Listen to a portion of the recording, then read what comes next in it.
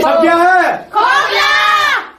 Hello, तो कैसे हो सभी लोग? आपका बहुत बहुत अभिनंदन हमारे YouTube चैनल पर। तो आज हम करने वाले हैं, क्या करने वाले हैं, हम करेंगे एग्जाम्पल नंबर 6 कर रहे हैं। ठीक है, न्यू एडिशन के हिसाब से एग्जाम्पल नंबर 6 है। और आपके बाद अगर बात करूं मैं, अब जिसके पास पुरानी बुक है, पुरानी एनसीईआरटी की एडिशन है, उनके पास होगी ये एग्जाम्पल नंबर 9। ठीक है, तो है स्टार्ट करते फटाफट से, समझते हैं क्या बोलता है कि इन आ show the cost of 2 pencil and 3 eraser. ठीक है, 2 पेंसिल और 3 इरेजर की कॉस्ट कितनी है मिलाकर 9 रुपीज। मतलब के 9 रुपए में आप 2 पेंसिल और 3 इरेजर खरीद सकते हो, कहने का मतलब ये है। ठीक है, and the cost of 4 pencil and 6 eraser is 18। अब ये बोल रहा है कि अब आप 18 रुपए में 6 अपनी 4 पेंसिल और 6 इरेजर भी खरीद सकते हो। ये भी एक दूसरा पहलू है। ठीक है, find the cost of each pencil and each eraser. आपको ईच पेंसिल और ईच इरेजर की, मतलब हर एक पेंसिल की और एक इरेजर की कॉस्ट फाइंड आउट करनी है। तो बड़ा सिंपल सा है। तो यार ऐसे आप मान लो दुकान पे गए हो और मान लो दुकान पे गए हो और आपने चॉकलेट ली है। ठीक है, आपने चॉकलेट लिया और एक चॉकलेट 5 रुपए की है, एक चॉकलेट 5 रुपए की है। तो आपने मान लो आपने 4 चॉकलेट ली है और एक चॉकलेट की कॉस्ट 5 रुपए, आपने 4 चॉकलेट ली है। तो आप दुकानदार को कितने पैसे दोगे? एक चॉकलेट 5 रुपए की है, आपने 4 चॉकलेट खरीदी है, तो दुकानदार को कितने पैसे दोगे? आप दुकानदार को 20 पैसे दोगे ना। 20 रुपए, पैसे नहीं 20 रुपए ना, पैसे तो 5 की एक चॉकलेट थी और हमने 4 चॉकलेट खरीदी, तो टोटल कॉस्ट आ गई 20 रुपए। मतलब ये क्या था? ये था कॉस्ट ऑफ ईच चॉकलेट, मतलब एक चॉकलेट की कॉस्ट। ये है एक की कॉस्ट। और ये क्या है? Number of chocolate. ठीक है, और ये क्या है? Total cost. ठीक है, तो किससे किससे मल्टीप्लाई करा? एक की कॉस्ट को हमने जितने नंबर ऑफ चॉकलेट ली थी उससे मल्टीप्लाई किया, टोटल कॉस्ट निकल गई। तो ऐसे यहां करेंगे। अगर 2 पेंसिल खरीदी है अब बस अब यहाँ एक ही डिफरेंस है कि यहाँ आप मान लो चॉकलेट भी खरीदने गए थे और आपने टॉफी भी खरीद ली साथ में। पर यहाँ क्या है कि आप पेंसिल खरीदने गए थे और आपने इरेजर भी खरीद ली साथ में। तो सिंपल सा है। अगर मैंने मान लो ये तो क्या, ये है नंबर ऑफ पेंसिल, मतलब ये 4 की जगह आएगा। क्या आएगा? 4 की जगह। और हमें पता नहीं है कि ईच कॉस्ट कितनी है, एक पेंसिल की कॉस्ट कितनी है। तो मैं उसको x मान लेता हूं। तो ये हुई है एक की कॉस्ट मल्टीप्लाई कितने हमने पेंसिल लिया, टोटल उसके पैसे कितने होंगे। पर हमें गिवन नहीं है, क्योंकि हमें गिवन इकट्ठा है इरेजर के साथ भी। इरेजर भी तो है। तो हम ऐसा करते हैं, इसको ऐसा छोड़ के करेंगे तो लेट कर लेंगे कि एक पेंसिल की कॉस्ट x है और एक इरेजर की कॉस्ट y है। ठीक है, तो एक पेंसिल की कॉस्ट x है, तो 2 पेंसिल कितने की होगी? 2x की। ठीक है, अगर एक पेंसिल की कॉस्ट y है तो 3 पेंसिल कितने की होगी? 3y की। टोटल कॉस्ट कितनी आ रही है? 9 रुपीज। समझ आया ना आपको? ये बड़ा सिंपल है भाई, बड़ा सिंपल है।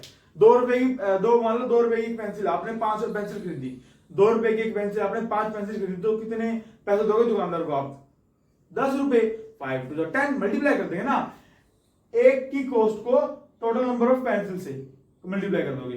एक मतलब एक इरेजर कितने की है? वो y रुपीज की है, तो उसको मल्टीप्लाई कर देंगे जितने इरेजर खरीदी है हमने, तो वो टोटल आ जाएगा 9। समझ आ गया? आप ज्यादा नहीं चाहते इसमें, आप बोर हो जाओगे ना, है ना? बोर हो गए, कोई बात नहीं।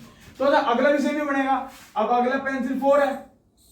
ठीक है, पेंसिल 4 है, x A number of pencil 4 है और टोटल एक की कॉस्ट कितनी है पेंसिल की? x, तो 4x प्लस अब ये 6 इरेजर है, मतलब एक इरेजर की कॉस्ट कितनी थी? एक इरेजर y रुपीस की थी, तो 6 इरेजर 6y की हो जाएगी। टोटल कॉस्ट कितनी आ जाएगी? 18।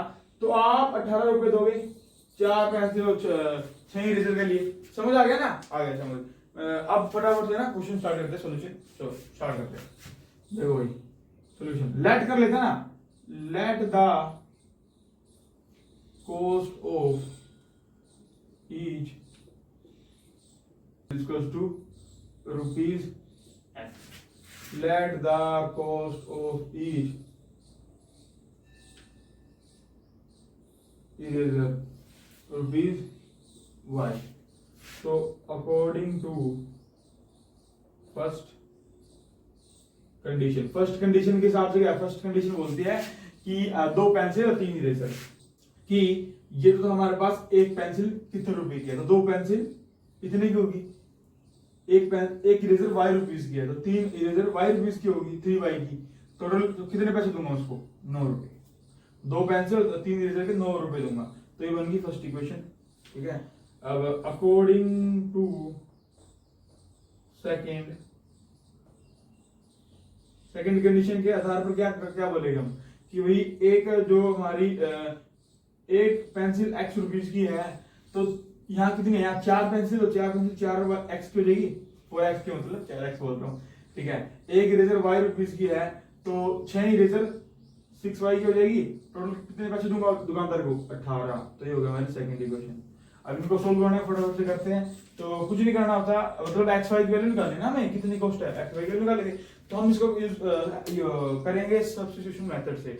उसमें क्या करते हैं, उसमें एक इक्वेशन से वेरिएबल की वैल्यू निकालते हैं, दूसरी इक्वेशन में पुट करते हैं, ऐसे करते हैं। तो कोई बात नहीं, समझ नहीं आया अभी देख लो, अभी हो जाएगा। तो यहां से करते हैं ना, तो यहां लिखता हूं मैं फ्रॉम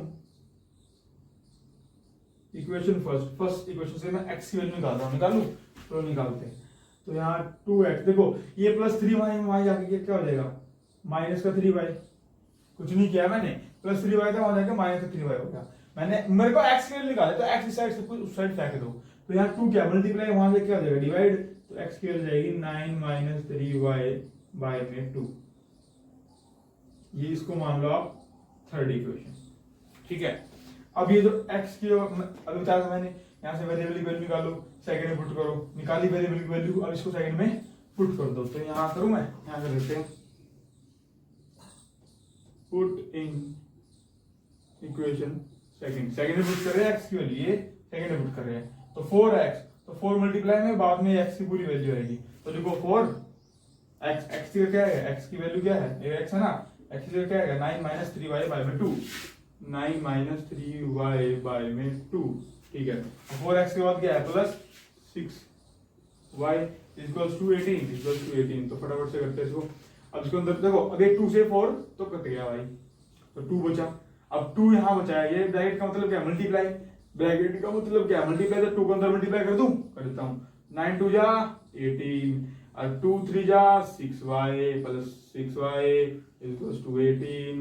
अच्छा भैया, माइनस का 6y प्लस का 6y तो कट गया, तो आंसर आ गया 18 इक्वल्स टू 18 है। ये कैसे, ये क्या हो गया भैया, ये क्या कर दिया आपने तो यहाँ y ही नहीं छोड़ा, क्या कर दिया ना x है ना y, ये वैल्यू किसकी, 18 बाई 18 क्या, इससे क्या समझे हम, 18 बाई 18 y कहां गया, देखो भाई y गायब हो गया। ठीक है, y गायब हो गया, क्योंकि यहां अगर देखा जाए, पहले तो यहां से देखते दिक्कत क्या है, दिक्कत ये है कि y गायब हो गया भाई, हमारा वेरिएबल ही एलिमिनेट हो गया खत्म, डाटा बाय बाय, समझ रहे हो, वो गया। अब यहां से y की वैल्यू निकली, y ही बचा, वैल्यू कैसे आएगी, अच्छा y ही बचा तो y की निकलेगी, तो x की वैल्यू निकलेगी भाई, तो कैसे करूं मैं, क्या कर दिया भैया आपने। तो होता क्या है ऐसी इक्वेशन में, जब भी आपका ऐसा आंसर आता है कि किसी भी कोई भी वेरिएबल बचता ही नहीं है, तो वहां आप चेक करो, क्या चेक करो कि इक्वेशन कैसा कुछ अपने को वो एनसीईआरटी वाला खेल तो नहीं गया अपने साथ, कैसे भैया, देखो मैं चेक करता हूँ। ये दो इक्वेशन है, इनको यहां लिखता हूँ, ये है 2x plus 3y equals to 9 और ये है 4x plus 6y equals to 18। इनको जरा गौर से घूरो, है ना, इनको ऐसे आंखें फाड़ के घूरो इनको थोड़ी देर, घूर लिया, मैं बताऊं, हाँ देखो अब क्या है, आपको अगर जिस बच्चे ने घूर लिया उसको पता लग गया तो बहुत अच्छी बात है, वरना हम है ना क्यों टेंशन लेते, जिसने नहीं सोच पाया वो भी कोई बात नहीं, धीरे धीरे उसके भी माइंड में चीजें आने लग जाएगी, हाँ अगर वो डिसिप्लिन से डेली काम कर रहा है तो। खैर, तो बात करते हैं, अगर मैं यहाँ से 2 इस इक्वेशन से 2 कॉमन लूं, एक बार देखते क्या बनता है, 2 कॉमन लेता हूं, तो 2 कॉमन लूं तो यहाँ क्या बचेगा 2x 2 ले लिया कॉमन, यहाँ क्या बचेगा 3y है ना, 2 बाहर ले लिया यहाँ से, 6 ले 2 बाहर इक्वल्स टू क्या है 18 है, 2 कॉमन ले लिया, अंतर मल्टीप्लाई करो वही बनेगा 2 to the 4 2 3 6, ठीक है 2 मल्टीप्लाई वहां जाके डिवाइड हो जाएगा, तो ये 18/2 आएगा। अच्छा 18/2 कितना होता है 18/2 2 9 जा 18 तो 9 आ गया। भैया भैया भैया ये और फर्स्ट इक्वेशन तो सेम ही है, ये फर्स्ट इक्वेशन है ये सेकंड इक्वेशन है, मैंने कुछ नहीं किया यहाँ, मैंने कुछ नहीं किया भाई, मैंने कॉमन लिया बस उसको थोड़ा सुझा दिया, सवार दिया, ठीक है। ये और ये सेम इक्वेशन है, इसका मतलब कहने का मतलब क्या है, जो सेकंड है और ये फर्स्ट है और सेकंड है, ये दोनों सेम है, अलग अलग नहीं है, अलग अलग बिल्कुल नहीं है। ये उसने बस खेल गया एनसीईआरटी वाला हमारे साथ, और उसने मॉडिफाई कर दिया, इसको 2 से मल्टीप्लाई कर दिया, इसको दोबारा से वही दे दिया पड़ेगा, तो मतलब ये सेम है। अच्छा भैया लाइन सेम है तो सॉल्यूशन कैसे निकलेगा, इनका आंसर क्या होगा वेरिएबल की, ये तो बताओ, आंसर बता देते आप तो।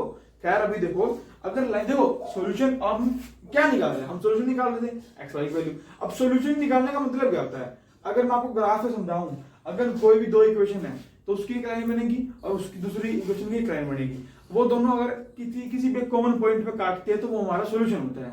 पर यहाँ तो क्या है, यहाँ हमारी एक ही इक्वेशन है, मतलब है तो 2 पर है तो सेम ही, तो इसकी भी सेम होगी इसकी भी सेम होगी। कहने का मतलब अगर मैं इसको ग्राफ पे बनाऊं, इस इक्वेशन को ग्राफ मान लो, मैं ग्राफ ड्रॉ करूं इनका, तो मान लो ये रफली है ना, रफली ग्राफ है अपना, ये y है ये अपना x है, तो मान लो इस इक्वेशन का ग्राफ ड्रॉ करूं, तो इस इक्वेशन की लाइन मान लो ये आ रही है, मान लो अज्यूम कर लो, तो इस इक्वेशन की आई है। अच्छा इस इक्वेशन की आएगी भैया, इस इक्वेशन की भी यही आएगी, सेम ही आएगी ना इसके ऊपर ही, क्यों, क्योंकि ये और ये भाई सेम है ना, अगर ये सेम लाइन है तो सेम इक्वेशन है तो सेम ही लाइन आएगी इनकी भी, तो मतलब एक लाइन के ऊपर एक लाइन आएगी, ये इस इक्वेशन की ये लाइन गई, इस इक्वेशन की इसके ऊपर एक लाइन है, ठीक है। अभी आप मैंने क्या बोला था कि जितनी बार वो कट करेंगे, जहां भी कट करेगी लाइन वहां सॉल्यूशन होगा। अब यहां कट नहीं कर रही है, यहां तो ओवरलैप हो गई, कट नहीं कर रही है, यहाँ ओवरलैप हो गई, और ये बात याद रखना जितनी बार कट करती है लाइन उतने ही सॉल्यूशन निकलते हैं, और यहां तो ओवरलैप हो गई, यहां तो इन्फिनिटी बार कट कर रही है।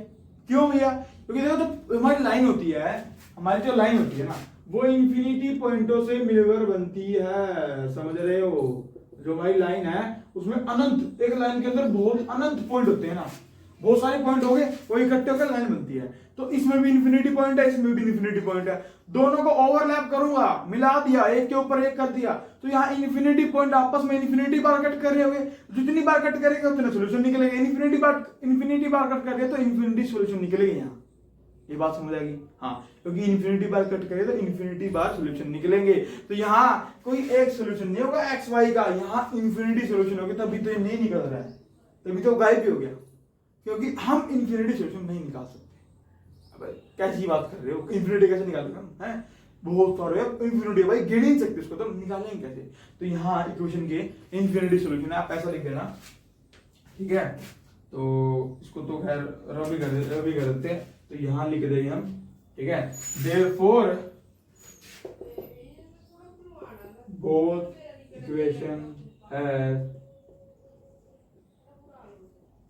infinitely many solution, तो इक्वेशन के पास infinity many solution है, तो इस करके हमारी x की वेरिएबल, तो कहने का मतलब ये है कि आप जो ये कोस ऐसा कोई ऐसी कंडीशन है ना कि 2x + 3y = 9, तो यहाँ x की बहुत सारी वैल्यू पुट कर दो जब हमारी नो आंसर आए। कहने का मतलब ये है कि आप दुकानदार के पास गए और आप ऐसे बहुत मतलब मान लो आपने 2 रुपए की पेंसिल ली या 5 रुपए की ली या 10 रुपए की ली या कितने रुपए की ली, ऐसे आप बहुत सारे तरीकों से पेंसिल खरीद सकते हो कि आप दुकानदार को 9 रुपए दो, बहुत सारे कितने, इन्फिनिटी, ठीक है। ये बात समझ आए इन्फिनिटी क्यों है, मेन ये है इन्फिनिटी क्यों है, ठीक है ना, समझ आ गई इन्फिनिटी क्यों है, ये रीजन है इन्फिनिटी आने का, इसलिए हमारा जो वेरिएबल है वो बचा ही नहीं, इसलिए जो हमारा वेरिएबल है वो बचा ही नहीं। अगर आपको मेरी बातें तो यकीन नहीं हो रहा है तो हम पढ़ के बता देते हैं। देखो यहाँ प्रॉपर लिखा है कि equation first and second have infinity solution, observe that we have obtained the same solution graphically भी सेम सॉल्यूशन मिले अपने को, ठीक है। we cannot find a unique cost of pencil and eraser because there are many common solution to give any solution। ठीक है, वही बात बोल रहा है कि यहाँ इन्फिनिटी मैनी सोल्यूशन हो गए, तो हम भी कोई भी ऐसा कोई कॉमन सोल्यूशन नहीं निकाल सकते। कोई भी कॉमन एक्स की मान लो फिक्स वैल्यू एक्स की 2 या वाई की 3 नहीं निकाल सकते, क्योंकि यहाँ इन्फिनिटी मैनी सोल्यूशन है। खैर, आपको समझ आ गया होगा, तो छाप लो या स्क्रीनशॉट ले लो भाई, मर्जी आपकी है। ठीक है, अगर आप इसको और बड़ा चला के लिखना चाहते हो तो आप यहाँ वो एनसीईआरटी का जो नीचे पैराग्राफ लिखा हुआ है अंग्रेजी में वो छाप सकते हो ये सॉल्व करने के बाद। ठीक है, तो क्या स्क्रीनशॉट ले लो या छाप लो, मर्जी आपकी है भाई। तो हम आशा करते हैं आपको समझ आया होगा, तो मिलते हैं अपने नेक्स्ट लेक्चर के साथ। Tata bye bye. और सब क्या है ये बोलो।